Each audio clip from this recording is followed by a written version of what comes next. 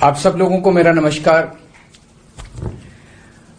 आज का दिन भारत के इतिहास में एक तरह से भारतीय जनतंत्र के लिए काला दिन साबित हुआ। आज संसद के अंदर दिल्ली के लोगों को गुलाम बनाने वाला बिल पास कर दिया गया। ये बिल दिल्ली के लोगों को बेबस बना देता है, असहाय बनाता है, लाचार बनाता है, गुलाम बनाता है। जब हम आजाद नहीं हुए थे 1935 में, अंग्रेजों ने एक कानून बनाया था। उस कानून का नाम था गवर्नमेंट ऑफ इंडिया एक्ट। उस कानून में अंग्रेजों ने ये लिखा था कि भारत में चुनाव तो होंगे, लेकिन जो सरकार चुनी जाएगी उसको कोई काम करने की पावर नहीं होगी, काम करने की शक्तियां नहीं होंगी। जब हमारा देश आजाद हुआ तो हमने संविधान बनाया और संविधान में हमने लिखा कि चुनाव होंगे, लोग अपनी सरकार चुनेंगे और जो सरकार चुनेंगे उस सरकार को लोगों के लिए काम करने की सारी शक्तियां होंगी। आज आजादी के 75 साल के बाद प्रधानमंत्री मोदी जी ने दिल्ली के लोगों की आजादी छीन ली। उन्होंने 1935 वाला अंग्रेजों का कानून बनाया है कि दिल्ली के लोग चुनाव तो होंगे, दिल्ली के लोग अपनी सरकार तो चुनेंगे, लेकिन उस सरकार को काम करने की कोई भी शक्ति नहीं होगी। ये कानून आज हमारे देश की संसद ने पास किया है। दिल्ली के लोगों की वोट की अब कोई कीमत नहीं बची है। अब सरकार बनाई, उस सरकार की कोई शक्ति नहीं है। सुप्रीम कोर्ट ने एक आदेश दिया था, 11 मई को सुप्रीम कोर्ट ने आदेश दिया था। सुप्रीम कोर्ट ने क्या कहा? सुप्रीम कोर्ट ने कहा भारत एक जनतंत्र है। इस जनतंत्र में हम अपनी सरकार चुनते हैं, जनता अपनी सरकार चुनती है और उस सरकार को जनता के लिए काम करने की पूरी ताकत होनी चाहिए, सुप्रीम कोर्ट ने कहा। प्रधानमंत्री जी ने एक ही हफ्ते के, सुप्रीम कोर्ट का जैसे आदेश आया, एक हफ्ते के बाद उसको सुप्रीम कोर्ट के आदेश को पलट दिया और उसके खिलाफ एक अध्यादेश लेके आए। और आज हमारे देश की संसद ने उस अध्यादेश को इस देश का कानून बना दिया कि अब दिल्ली के लोगों की चुनी हुई सरकार को काम करने की कोई ताकत नहीं होगी। अब इस कानून में लिखा है कि दिल्ली के लोग जो मर्जी सरकार बनाएं, लेकिन उस सरकार को चलाएंगे एलजी साहब और मोदी जी, सीधे सीधे वही लोग चलाएंगे इस सरकार को। तो इससे साफ जाहिर है कि प्रधानमंत्री मोदी जी कह रहे हैं कि मैं सुप्रीम कोर्ट को भी नहीं मानता। जिस देश के प्रधानमंत्री उस देश की सर्वोच्च अदालत को नहीं मानते, उस देश का क्या भविष्य हो सकता है? सीधे सीधे वो कह रहे हैं सुप्रीम कोर्ट जो मर्जी आदेश पास करे, अगर मुझे सुप्रीम कोर्ट का आदेश पसंद नहीं आया तो मैं उसके खिलाफ कानून बना के सुप्रीम कोर्ट के आदेश को पलट दूंगा। इतना अहंकार हो गया इन लोगों को। इन लोगों ने देखा कि दिल्ली में आम आदमी पार्टी को हराना बहुत मुश्किल है।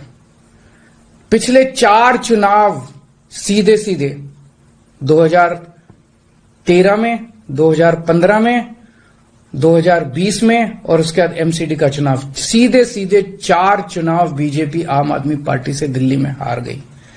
दिल्ली के अंदर 25 साल से ज्यादा हो गए अब बीजेपी की सरकार नहीं बनी है। 25 साल से इनको वनवास दिल्ली के लोगों ने दिया हुआ है। तो इनको लगा कि आम आदमी पार्टी को हराना मुश्किल है, तो इन्होंने चोर दरवाजे से, पीछे से चोर दरवाजे से इन्होंने दिल्ली की सत्ता को हथियाने की कोशिश की है।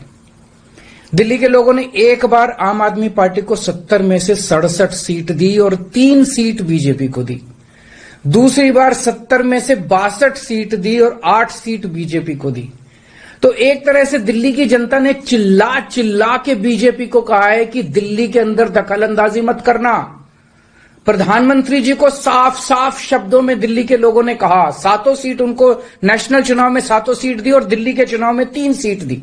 तो मोदी जी को साफ साफ दिल्ली की जनता ने कहा कि दिल्ली के काम में दखलंदाजी मत करना, आप देश संभालो।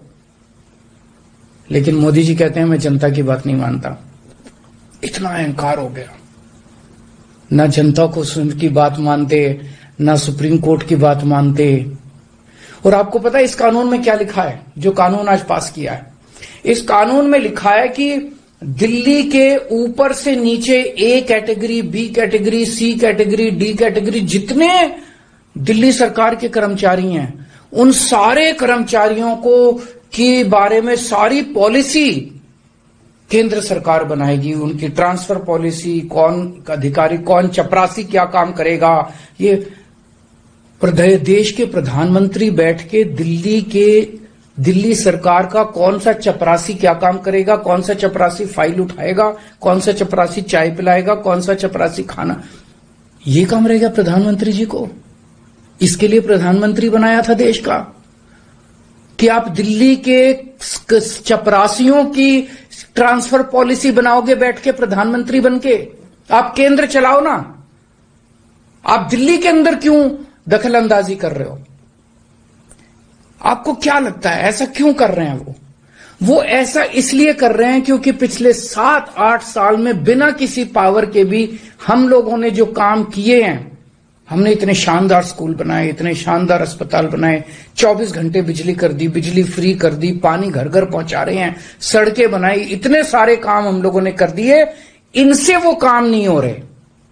30-30 साल से गुजरात के अंदर इनकी सरकार है, बेड़ा गर्क है गुजरात का। हरियाणा के अंदर इनकी सरकार बनी, हरियाणा में बेड़ा गर्क है इनका। मणिपुर के अंदर बीजेपी की सरकार है, मणिपुर को जला दिया इन लोगों ने। इसलिए केजरीवाल के साथ कंपटीशन नहीं कर सकते, काम में कंपटीशन नहीं कर सकते, हमारे जैसे काम नहीं कर सकते, आम आदमी पार्टी के जैसे काम नहीं कर सकते। इसलिए केजरीवाल को काम करने से रोको, किसी भी तरह से केजरीवाल को काम करने से रोको, बस ये इनका मकसद है। मैं सुन रहा था अमित शाह जी को, वहां पे संसद में भाषण दे रहे थे, कहते हैं झगड़ते बहुत हैं ये लोग, झगड़ते बहुत हैं ये लोग। मैं स्कूल बनाता हूं, ये मेरे को स्कूल नहीं बना देते। फिर मैं जब इनसे कहता हूं मेरे को स्कूल बना देने दो, तो कहते झगड़ता बहुत है केजरीवाल। मैं मोहल्ला क्लिनिक बनाता हूं, मेरे मोहल्ला क्लिनिक तोड़वा दिए इन लोगों ने। फिर कहते हैं केजरीवाल झगड़ता बहुत है, मैं इनको कहता हूं मेरे को मोहल्ला क्लिनिक बनाने दो। मैं अस्पताल में दवाइयां फ्री करता हूं, कहते हैं दवाइयां फ्री क्यों करता है। मैं बिजली फ्री करता हूं, कहते हैं केजरीवाल फ्री भी दे रहा है, फ्री की रेवड़ियां दे रहा है, कहते हैं झगड़ते बहुत हैं। मैं जो भी करता हूं, चाहे झगड़ता हूं चाहे जो भी करता हूं, दिल्ली के लोगों को पसंद हूं। इसीलिए 3 बार 4-4 बार दिल्ली के लोगों ने मेरे को, जो भी कर रहा हूं ठीक ही कर रहा हूं, तभी 4-4 बार लोगों ने हमें वोट दिया। और होम मिनिस्टर अमित शाह जी क्या कहते हैं, मैंने सुना उनको संसद में, हमारे पास पावर है, संविधान ने हमें पावर दी है कानून पास करने की, हमारे पास पावर है, हमें सुप्रीम कोर्ट ने पावर दिया है ये कानून पास करने की। अरे आपको पावर दी है जनता की सेवा करने की, जनता के ऊपर अत्याचार करने के लिए पावर नहीं दी आपको। इतना घमंड मत कीजिए अमित शाह जी। आपको पावर दी गई है ताकि आप विकास करें देश का, आपको पावर दी गई है ताकि आप देश के लोगों को शक्तिशाली बनाएं। आपको पावर इसलिए नहीं दी गई है कि आप देश के लोगों को लाचार बना दें और उनके वोट का अधिकार छीन लें। ये जो आप पावर पावर पावर पावर कर रहे हो, ये पावर आपको जनता की सेवा करने के लिए दी गई है। मैंने देखा है अमित शाह जी पिछले चुनाव में आप घर घर जाके दिल्ली के अंदर पर्चे बांट रहे थे, एक एक घर में जाके आप पर्चे बांट रहे थे। दिल्ली के लोगों ने आपको नकार दिया। अब आप दिल्ली के लोगों को तमाचा मारने आ गए।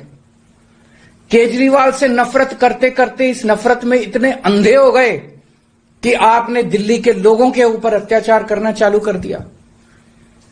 और मैं प्रधानमंत्री जी को याद दिलाना चाहता हूं, 2014 के चुनाव में प्रधानमंत्री जी आप खुद आए थे दिल्ली, आपका भाषण उठा के देखिए। आपने दिल्ली की जनता को प्रॉमिस किया था कि मेरे को प्रधानमंत्री बना दो, मैं अब दिल्ली को पूर्ण राज्य बनाऊंगा।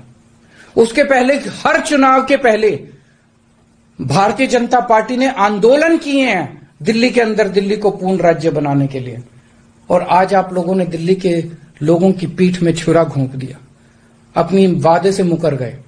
अगर आप ऐसे करोगे फिर प्रधानमंत्री पे कौन यकीन करेगा? आपने खुद बोला था 2014 में कि मैं फुल स्टेटहुड बनाऊंगा, फिर कौन जनता आपके ऊपर यकीन करेगी? 2015 में आपने मेरी शक्तियां छीनी दिल्ली सरकार की, जैसी हमारी सरकार बनी आपने हमारी शक्तियां छीन ली नोटिफिकेशन जारी करके।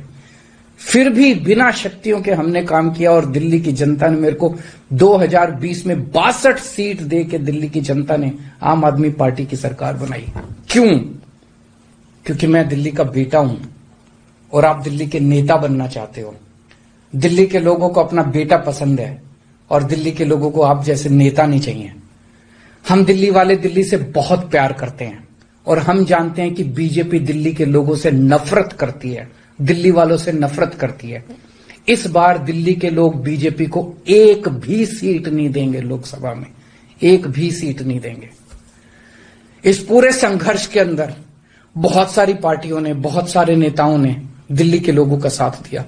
उन सब नेताओं को और उन सब पार्टियों को मैं तहे दिल से दिल्ली के 2 करोड़ लोगों की तरफ से शुक्रिया अदा करता हूं, धन्यवाद बोलता हूं